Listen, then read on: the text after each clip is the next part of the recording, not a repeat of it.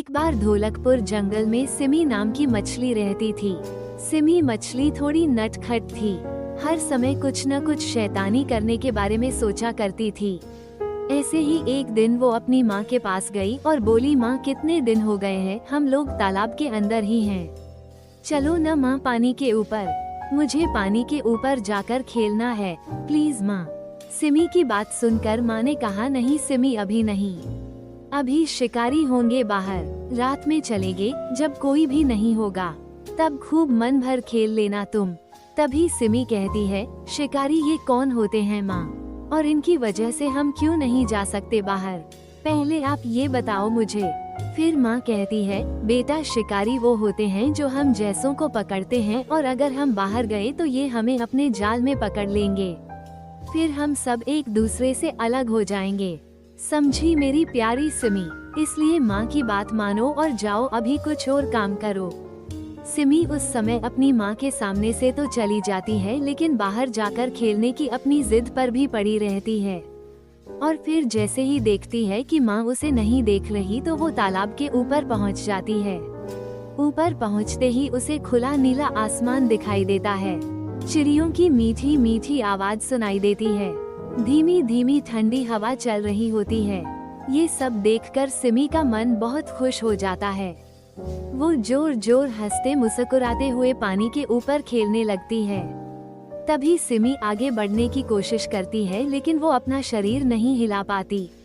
उसका पूरा शरीर उसे बंधा बंधा लगता है और फिर उसे एक आवाज सुनाई देती है, वाह आज तो मजा आ गया, पहली बार में ही इतनी अच्छी मछली पकड़ में आ गई। और ऐसा बोलते हुए शिकारी जाल को अपनी तरफ खींचने लगता है।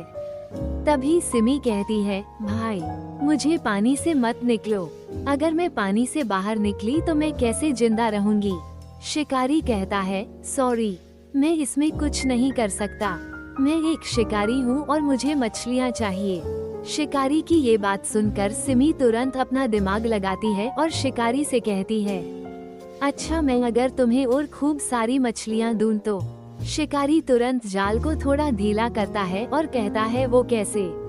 तभी सिमी कहती है, मेरे खूब सारे दोस्त हैं, मैं जाती हूँ और उन्हें भी लाती हूँ, मैं चाहती हूँ कि हम सभी दोस्त एक साथ रहें। शिकारी कहता है, क्या सच में, ऐसा तो नहीं तुम जाल से निकलने के लिए ऐसा कह रही।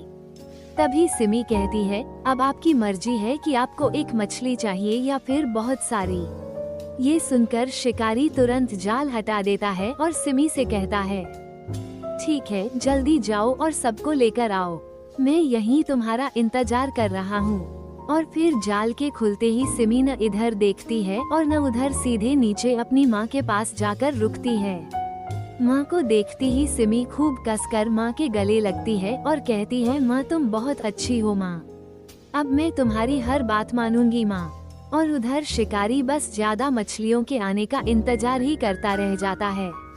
मोरल, हम किसी मुसीबत में न फंसे इसके लिए हमें हमेशा अपने पेरेंट्स की बात माननी चाहिए, और अगर गलती से किसी मुसीबत में फंस जाएं तो हमें उस मुसीबत से निकलने का रास्ता निकालना चाहिए।